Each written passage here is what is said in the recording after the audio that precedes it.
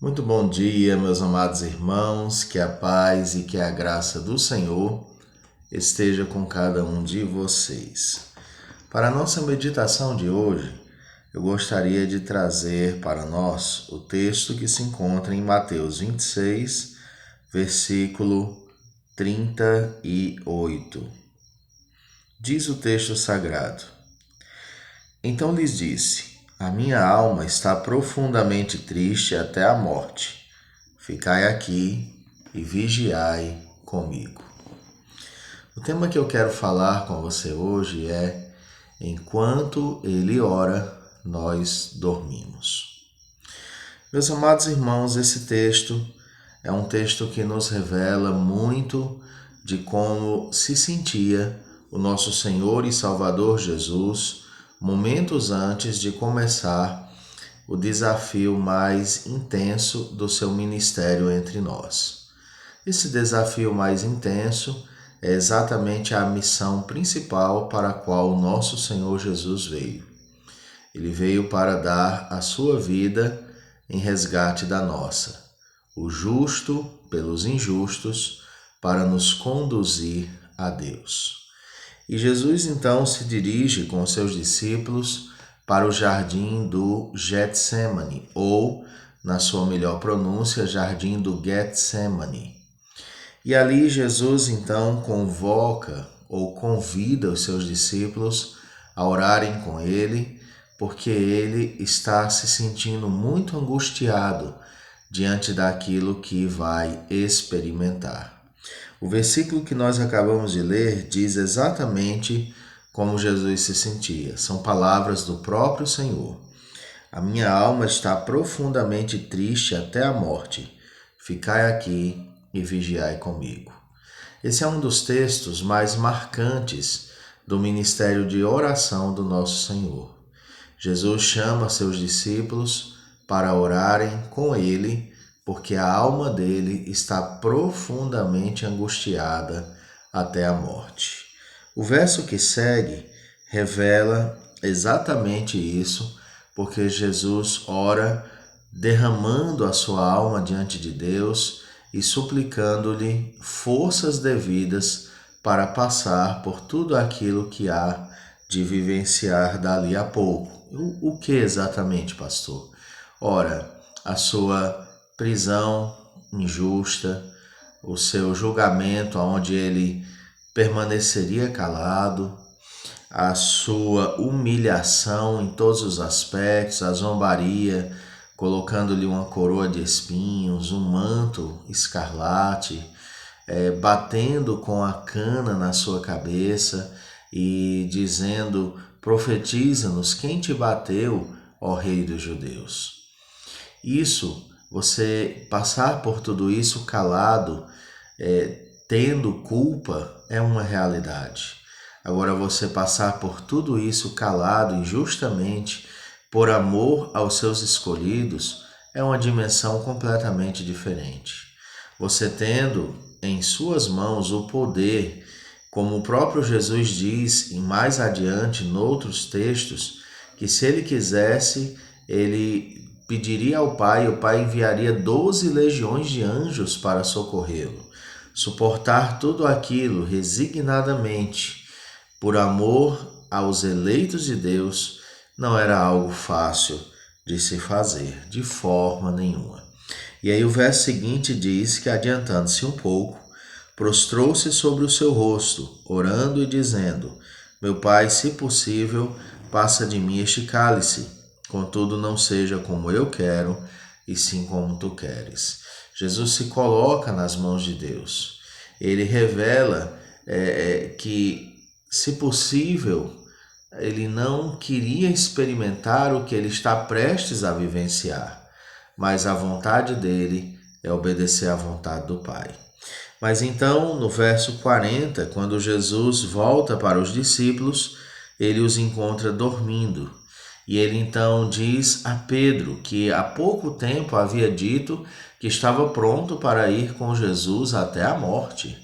E então Jesus se dirige a Pedro e diz: Nem uma hora pudestes vós vigiar comigo? mal passara 1 hora que Jesus os chamou para orarem com ele por aquele momento difícil, para orarem por eles mesmos, pois o momento seria também difícil para os próprios discípulos. Jesus os surpreende dormindo e os alerta no verso 41: Vigiai e orai, para que não entreis em tentação. O espírito, na verdade, está pronto, mas a carne é fraca. Jesus sempre convoca seus discípulos a estarem alertas, vigilantes e em oração. Mas nessa passagem, ele os surpreende dormindo. Enquanto Jesus ora, os seus discípulos dormem. Enquanto Jesus intercede pelo momento mais crucial de sua missão, os seus discípulos estão dormindo de tristeza. E então Jesus, depois de repreendê-los, retira-se novamente para orar, e mais uma vez ele diz no verso 42: Meu Pai, se não é possível passar de mim este cálice sem que eu beba, faça-se a tua vontade. No verso 43, nos surpreende o fato de que, mesmo repreendidos no verso 40, os discípulos mais uma vez se acham dormindo. Ouça o verso 43. E voltando, achou-os outra vez dormindo, porque os seus olhos estavam pesados. Jesus então volta e pela terceira vez Jesus ora, busca ao Senhor e então ele ora repetindo as mesmas palavras de antes. Mas para uma surpresa ainda maior, quando Jesus volta para os seus discípulos uma terceira vez, diz o texto no verso 45: Ainda dormis e repousais? Eis que é chegada a hora. O Filho do Homem está sendo entregue nas mãos dos pecadores. Levantai-vos, vamos, eis que o traidor se aproxima. Eu queria trazer uma aplicação importante nesse texto para a nossa vida. Esse texto é uma narrativa, é claro, e esse texto mostra o nosso Senhor Jesus focado, empenhado, intercedendo pela causa a que ia se submeter naquele momento. Mas os seus seguidores estavam sem forças, abatidos, dormindo de tristeza. A Bíblia nos revela que o nosso Senhor Jesus está à destra de Deus e também intercede por nós. O ministério de oração de Jesus prossegue até os dias de hoje. Jesus, ele intercede pelos seus escolhidos, estando à destra do Pai. Jesus permanece Deus-homem e homem de oração. Mas nós, à semelhança dos seus discípulos no jardim do Getsemane, parece que ainda dormimos. Há tantas causas para orar e nós dormimos. Há tantos motivos de oração, há tanta peleja pela sua própria vida, pela vida daqueles que o cercam, pela causa do Evangelho como um todo, e nós temos sido, muitas vezes, discípulos negligentes, que deveriam estar atentos, acordados, vigilantes, em intensa oração, buscando direção de Deus para os passos que iremos tomar, buscando direção de Deus, pedindo forças para perseverar na fé, pedindo forças para suportarmos as provas que há para nós nessa vida, mas muitas vezes estamos passando pela vida sem orar ao nosso Deus. Nos apresentamos como cristãos, nos apresentamos como discípulos, mas a nossa vida de oração, tantas vezes, é uma vida minguada, é uma vida sem tanto prazer, é uma vida sem tanto empenho. Pode até soar como um exagero o que eu vou dizer, mas observe as reuniões de oração da igreja a qual você faz parte. O culto de oração não costuma ser o culto mais visitado. As reuniões de oração não costumam estar lotadas.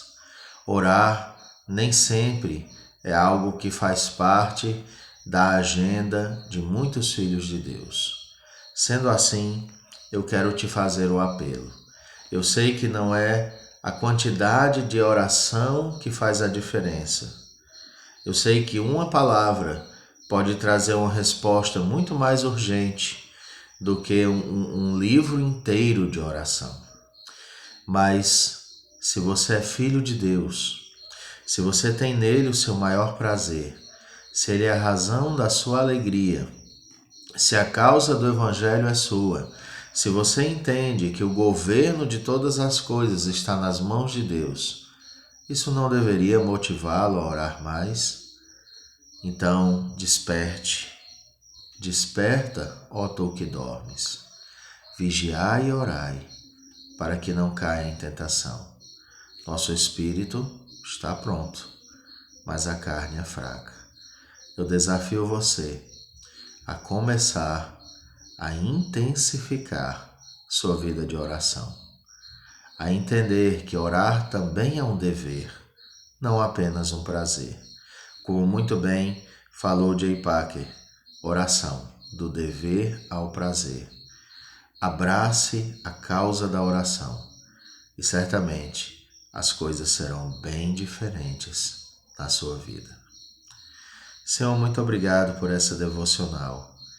Nós reconhecemos que temos falhado neste quesito e pedimos forças ao Senhor para que nós possamos pregar a Tua palavra com toda alegria. Pedimos forças e que o Senhor nos desperte a uma vida de oração. Em nome de Jesus. Amém. Fique em paz, que Deus te abençoe nesse dia e te prepare para tudo aquilo que o Senhor tem para você. Um forte abraço.